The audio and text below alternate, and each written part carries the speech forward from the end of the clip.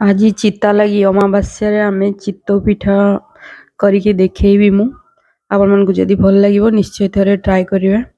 ନମସ୍କାର, ତିତଲି 1989 ଚ୍ୟାନେଲକୁ ଆପଣମାନଙ୍କୁ ସ୍ୱାଗତ। ଆସନ୍ତୁ ଆଜି ଚିତଉ ପିଠା ବନେଇକି ଦେଖେଇବି। ସେଥିପାଇଁ ମୁଁ ପ୍ରଥମେ ଗୋଟେ ବେଲାରେ କିଛି ପାଣି ନେଇଛି ଆଉ ସେଥିରେ 2 କପ୍ ଅରୁଆ ଚାଉଳ, ମୁଁ ଏଇଟା ବାସମତୀ ରାଇସ୍ ନେଇଛି। ଆପଣ ଚାହିଁଲେ ଅନ୍ୟ ଚାଉଳ ବି ନେଇପାରିବେ, କିନ୍ତୁ ମୋତେ ଟିକେ ବାସମତୀ ଚାଉଳରେ ପିଠା କଲେ ଟିକେ ବେଶୀ ଜଣାନି କ'ଣ ପାଇଁ ଟେଷ୍ଟ ଆସେ। ତ ଦେଖନ୍ତୁ ମୁଁ 2 କପ୍ ବାସମତୀ ରାଇସ୍ ନେଇଥିଲି ଗୋଟେ ମେଜରମେଣ୍ଟ ଛୋଟ ଷ୍ଟିଲ୍ ଗ୍ଲାସ୍ରେ। ତାପରେ ତାକୁ ଆମେ ଭଲସେ ପୁରା 3-4 ଥର ଧୋଇକି ପାଣିକୁ ପକେଇକି ଭଲ ପାଣିରେ ତାକୁ ଏବେ ଘୋଡ଼େଇକି ଆମେ 3-4 ଘଣ୍ଟା ପାଇଁ ତାକୁ ଛାଡ଼ିଦେବା। ତାକୁ ମୁଁ ଏବେ ଧୋଇ ଧୋଇ ରଖିଦେଲି। ତାପରେ ଏବେ ଦେଖନ୍ତୁ 4 ଘଣ୍ଟା ହେଇଯାଇଛି ଆଉ ଆମର ଚାଉଳ ବି ବହୁତ ସୁନ୍ଦର ସେ ଦେଖନ୍ତୁ ପୁରା ଭିଜି ଯାଇଛି। ଚାଉଳକୁ ଏବେ ଆମେ ବାଟି ନେବା। ଦେଖନ୍ତୁ ପୁରା ଭିଜିଗଲା ପରେ କେତେ ସୁନ୍ଦର ଦେଖାଯାଉଛି ଛୋଟ ଛୋଟ ବାସମତୀ ରାଇସ୍। ତାକୁ ଏବେ ଆମେ ମୁଁ 2 ଗ୍ଲାସ୍ ଚାଉଳ ଛୋଟ ଗ୍ଲାସ୍ ପାଇଁ 1 କପ୍ ନଡ଼ିଆ ଆଉ 1 କପ୍ କ୍ଷୀର ଏଠି ୟୁଜ୍ କରିଥିଲି ଏଟାକୁ ବାଟିବା ପାଇଁ। ଆପଣ ଚାହିଁଲେ କ୍ଷୀରକୁ ଅଧା ବାଟିବାରେ ଦେଇକି ପରେ ଅଧା ଆଡ଼୍ କରିପାରିବେ। ମୁଁ କିନ୍ତୁ ଏକା ସହିତ ହିଁ ଦେଇଥିଲି, ମୋ ପାଖରେ ଏତିକି ସମୟ ନଥିଲା, ମୋତେ ଶୀଘ୍ର କରିବା ପାଇଁ ଥିଲା। ତ ଗ୍ରାଇଣ୍ଡରରେ ଆଗ ଚାଉଳକୁ ଦେଇଦେଲି ଧୋଇକି ଭଲସେ। ତାପରେ ଦେଖନ୍ତୁ ମୋତେ ପିଠାଟା ପୁରା ହ୍ୱାଇଟ୍ କରିବାର ଥିଲା, ସେଥିପାଇଁ ମୁଁ ତାର ଚୋପାକୁ ଛଡ଼େଇ ନେଲି ନଡ଼ିଆର। ତାପରେ ଦେଖନ୍ତୁ 1 କପ୍ ନଡ଼ିଆ ମୁଁ ୟୁଜ୍ କରୁଛି ଏଇଠି। 1 କପ୍କୁ ଏବେ ସେଇ ଚାଉଳ ସହିତ ଦେଇଦେବା ଗ୍ରାଇଣ୍ଡିଂ ଜାର୍ରେ। ଏଠି ମୁଁ ଆଡ଼୍ କରିନେଲି। ତାପରେ ଏବେ ଆମେ 1 କପ୍ କ୍ଷୀର ଏଠି ଆଡ଼୍ କରିନେବା। ଆପଣ ଚାହିଁଲେ କଞ୍ଚା କ୍ଷୀର ବି ନେଇପାରିବେ, ଚାହିଁଲେ ଗରମ କ୍ଷୀର ବି। ମୁଁ ଏଇଟା କଞ୍ଚା କ୍ଷୀରଟା ହିଁ ନେଇଯାଇଛି। ତାପରେ ଦେଖନ୍ତୁ ମୁଁ ସେଠି ଆଡ଼୍ କରିନେଲି। ଏକୁ ଆମେ ଗୋଟେ ଏବେ ଫାଇନ୍ ମଝିରେ ମଝିରେ ରହିଯାଇଥିଲା, କିନ୍ତୁ ଟେଷ୍ଟରେ କିଛି ଖରାପ ଲାଗୁନଥିଲା। କ୍ଷୀର ମୁଁ ଅଧା ଦେଇକି ବାଟିଥିଲେ ଠିକ୍ ହେଇଥାନ୍ତା, କିନ୍ତୁ ମୁଁ ଟିକେ ଜଲ୍ଦବାଜିରେ ପୁରା କ୍ଷୀର ୟୁଜ୍ କରିଦେଇଥିଲି 1 କପ୍। ତ ଗୋଟେ ନଡ଼ିଆ ରହିଯାଇଥିଲା ସେଠି। ତାପରେ ୟାକୁ ଆମେ ଏବେ ପୁଣି ଘଣ୍ଟେ ଖଣ୍ଡେ ପାଇଁ ଛାଡ଼ିଦେବା। ଖାଇବା ଟାଇମ୍ରେ ମୁଁ ତିଆରି କରିବି। ଏଇଟା ମୁଁ ରାତି ଡିନର୍ରେ କରିଥିଲି ଆଜି। ଏମିତି ତ ଆଜି ଚିତା ଲାଗି ଅମାବାସ୍ୟା ଥିଲା, ଶ୍ରାବଣ ମାସରେ ଏଇଟା ପଡ଼େ। କିନ୍ତୁ ଘରେ ଯେହେତୁ ମୋର ଜେଜେମାଙ୍କର ସେଇଦିନ ଡେଥ୍ ହେଇଯାଇଥିଲା, ସେଥିପାଇଁ ମୋର ବାପାଙ୍କର ଘରେ ଚିତଉ ଅମାବାସ୍ୟା ହୁଏନି। ପରେ କରାଯାଏ ପିଠା, କିନ୍ତୁ ଚିତଉ ଅମାବାସ୍ୟା ଦିନ ପିଠା ହୁଏନି। ଦେଖନ୍ତୁ ସ୍ୱାଦ ଅନୁସାରେ ଲୁଣ ୟୁଜ୍ କରିନେଲୁ। ଆପଣ ଯିଏ ଯେମିତି ଲୁଣ ଖାଇବେ। ତାପରେ ମୁଁ ଦେଖନ୍ତୁ ଗରମ ପାଣି ୟୁଜ୍ କରିଛି, ଧୂଆଁ ବାହାରୁଛି। ମୁଁ ଏଠି ଗରମ ପାଣି ଟିକେ ୟୁଜ୍ କରିଛି। ଆଉ ବହୁତ ଲୋକ ନଡ଼ିଆ ଗୁଡ଼ ଦେଇକି ମିଠା ବି ବନାନ୍ତି, କିନ୍ତୁ ମୁଁ ଘରୁ ଛୋଟରୁ ଯେଉଁ ଦେଖିଛି ପୁରା ପଲମରେ ଫାଷ୍ଟରେ ତିଆରି ହେଉଥିଲା ଗାଁ ଘରରେ। ତ ମୋର ପାଖରେ ପଲମ ତ ନାହିଁ। ଆଜିକାଲି ପଲମ ଦେଖିବା ପାଇଁ ବି ମିଳୁନି। ମୋ ମା ଯେତେବେଳେ ଛୋଟବେଳେ ଥିଲି ଘରେ କରନ୍ତି, ତ ସିଏ ସେତେବେଳେ ଗୋଟେ ଯେଉଁ ମାଟିର ଆସେ ପଲମ, ତାର ଗୋଟେ ଉପରେ ଢାଙ୍କୁଣୀ ବି ଥାଏ, ମା ସେଥିରେ କରନ୍ତି। ଦେଖନ୍ତୁ ପେଷ୍ଟ ଏଇଟା ଠିକ୍ ଆପଣଙ୍କର ହେଇଛି କି ନାହିଁ ଚିତଉ ପାଇଁ ଦେଖିବା ପାଇଁ ଏମିତି ଗୋଟେ ଗାର ଟାଣିବେ। ଯଦି ଲାଇନ୍ ଏପଟ ସେପଟ କିଛି ବି ନ ହେବ, ସେମିତି ଷ୍ଟିକ୍ ରହିବ, ତାହେଲେ ଜାଣିଯିବେ ଯେ ଆପଣଙ୍କର ବ୍ୟାଟର୍ଟା ପୁରା ପରଫେକ୍ଟ ହେଇଛି ଏବେ ପିଠା କରିବା ପାଇଁ। ତାପରେ ଏବେ ଗୋଟେ କଡ଼େଇ ବସେଇକି ଗରମ କରି ନେଇଥିଲି।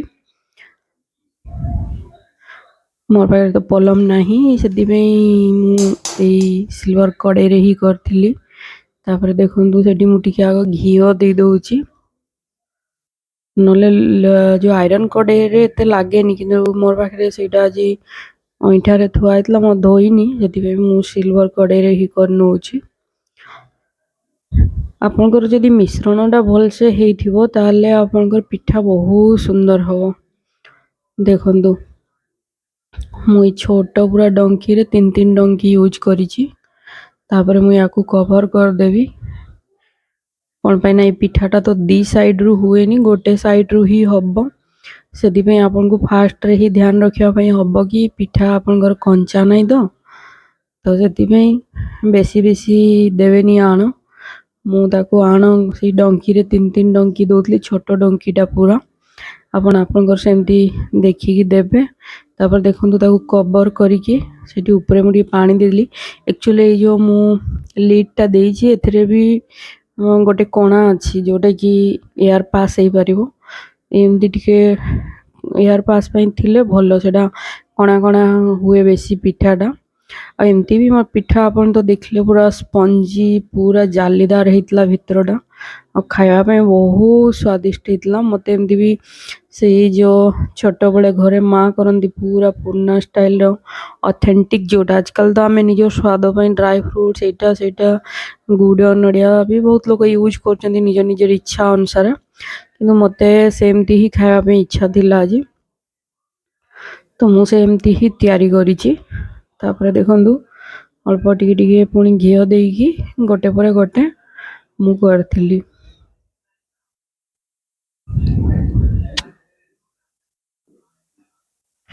ଆକ୍ଚୁଆଲି ମୋ ବାପାଙ୍କର ଯେତେବେଳେ 8 ଇୟର୍ସର ଥିଲେ ତାଙ୍କର ମାଆଙ୍କର ଡେଥ୍ ହେଇଯାଇଥିଲା। ମୋ ବାପା ମାନେ 3 ଭାଇ ଗୋଟେ ଭଉଣୀ, ତ ସେଇ ଦିନଠୁ ହିଁ ବାପା କୁହନ୍ତି ନା, ବାପାଙ୍କୁ ପିଠା ବହୁତ ପସନ୍ଦ, ମୋତେ ବି ବହୁତ ପସନ୍ଦ। ତ ମୁଁ କୁହେ କ'ଣ ପାଇଁ ଚିତ୍ତ ଅମାବାସ୍ୟାରେ ସମସ୍ତଙ୍କ ଘରେ ପିଠା ହେଉଛି, ମା ଆମର ଘରେ ପିଠା ହେଉନି।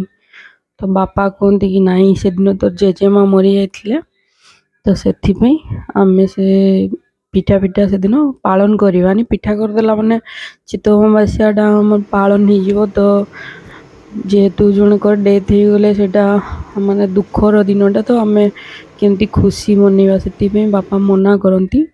ତ ଖାଇବା ପାଇଁ ଇଚ୍ଛା ତ ହୁଏ, ସେଥିପାଇଁ ଆମେ ସେଦିନ ପିଠା କରୁନି ଘରେ, କିନ୍ତୁ ଅନ୍ୟ କେଉଁ ଦିନ ଆମେ କରିକି ଖାଉ। କିନ୍ତୁ ମୁଁ ଏବେ ମ୍ୟାରେଜ୍ କରିଗଲା ପରେ ମୁଁ ଏଇଟା ଆଜି ଚିତ୍ତ ଅମାବାସ୍ୟା ଦିନ ହିଁ କରିଛି। ତାପରେ ଦେଖନ୍ତୁ ଏଗୁଡ଼ା ଗୋଟେ ପରେ ଗୋଟେ ଏମିତି କରିନେବେ। ଟିକେ ତ ଲାଗେ ଇଏରେ କଡ଼େଇରେ, କିନ୍ତୁ ଆପଣଙ୍କୁ ଦେଖିକି କରିବା ପାଇଁ ପଡ଼ିବ, ଯେମିତି ଭାଙ୍ଗିବନି କିଛି ହେବନି, ସେଇ ଅନୁସାରେ ଆପଣ କରିବେ। ଆଉ ଛୋଟବେଳେ ତ ଆମେ ଚିତଉ ପିଠା ଘରେ ଯେଉଁଦିନ ହେଇଥିବ ଆଉ କିଛି ଦରକାର ନାହିଁ, ଖାଲି କ୍ଷୀର ଆଉ ଚିତଉ ପିଠା, ସେଇଟା ପୁରା ପାଉଁରୁଟି ଭଳିକା ପୁରା ଫୁଲିଥିବ, ପୁରା ବହୁତ ଟେଷ୍ଟ। ଆଉ ମା କେବେ କେବେ ଉଷୁନା ଚାଉଳ ଯେତିକି ଅରୁଆ ଚାଉଳ ସେତିକି ଦେଇକି ବି କରନ୍ତି ଖରା ଦିନରେ, ସେ ଚିତଉଟା ବି ଭଲ ଲାଗେ। ମୁଁ ଦିନେ କେତେବେଳେ କରିକି ଦେଖେଇବି। ଆଜି ତ ମୁଁ ଖାଲି ଏଇଟା ଅରୁଆ ଚାଉଳରେ ହିଁ କରିଛି, କ'ଣ ପାଇଁ ନା ଚିତା ଲାଗି ଅମାବାସ୍ୟା ଦିନ ଜଗନ୍ନାଥ ଠାକୁରଙ୍କ ପାଖରେ ଫାଷ୍ଟ ଏଇଟା ଭୋଗ ଲାଗେ, ସେଥିପାଇଁ ଉଷୁନା ଚାଉଳ ତ କେହି ୟୁଜ୍ କରିବେନି ଯିଏ ବି ଆଜି ଦିନରେ କରିବେ। ତ ସେଥିପାଇଁ ଏଠି ଉଷୁନା ଚାଉଳ ମୁଁ ୟୁଜ୍ କରିନି, କିନ୍ତୁ ମୁଁ ମାଆଙ୍କର ଭଳିକା ଆଉ ଦିନ କରିକି ଦେଖେଇବି। ଉଷୁନା ଚାଉଳ ଯେତିକି ଅରୁଆ ଚାଉଳ ସେତିକିରେ ବି ବହୁତ ବଢ଼ିଆ ଚିତଉ ପିଠା ହୁଏ। କ'ଣ ପାଇଁ ନା ବହୁତ ଲୋକଙ୍କର ଦେହ ପା ଖରାପ ହେଲେ ଡକ୍ଟର ଅରୁଆ ଖାଇବା ପାଇଁ ମନା କରନ୍ତି, ତ ସେମାନେ ଉଷୁନା ଚାଉଳରେ ବି ଖାଇପାରିବେ। ଦେଖନ୍ତୁ ପିଠା ହେଇଗଲା ପୁରା, କେତେ ସୁନ୍ଦର ହେଇଛି ଏଇଟା, ତାର ପଛ ସାଇଡ଼୍ଟା ଦେଖନ୍ତୁ, ଆଉ କେତେ ଜାଲିଦାର ହେଇଛି ଦେଖୁଛନ୍ତି, ଆଉ ଖାଇବା ପାଇଁ ବି ପୁରା କଅଁଳିଆ ତୁଲତୁଲ ହେଇଥିଲା, ବହୁତ ବଢ଼ିଆ ଲାଗୁଥିଲା। ତ ମୋତେ ଟିକେ ଚିତଉ ପିଠା କ୍ଷୀର ସହିତ ଛୋଟରୁ ଖାଇବା ଅଭ୍ୟାସ, ତ ମୁଁ ସେଥିପାଇଁ ସିମେଇ ବନେଇଥିଲି ୟାର ସହିତ, ଆଉ ଡାଲମା ଥିଲା। ହବି ଆସିଛନ୍ତି ତ ମୁଁ ସେଥିପାଇଁ ବନେଇଥିଲି ତାଙ୍କର ପାଇଁ, ତାଙ୍କୁ ଏତେ ପିଠା ଭଲ ଲାଗେନି, କିନ୍ତୁ ତାପରେ ବି ମୁଁ କରିଦେଇଥିଲି ତ ସେ ଖାଇଲେ, ଆଉ କହୁଥିଲେ କି ବହୁତ ଟେଷ୍ଟ ହେଇଛି। ତ ଦେଖନ୍ତୁ ପିଠା କେତେ ଟେଷ୍ଟ, ଏଇଟା ଆପଣ ଖାଲି ପାଟିରେ ବି ଖାଇପାରିବେ, ଭଲ ଲାଗିବ। ଯଦି ମୋର ଭିଡ଼ିଓ ଆପଣଙ୍କୁ ଭଲ ଲାଗିଛି ତାହେଲେ ଗୋଟେ ଲାଇକ୍ ଆଉ କମେଣ୍ଟ ନିଶ୍ଚୟ କରିବେ। ମୁଁ ରହୁଛି।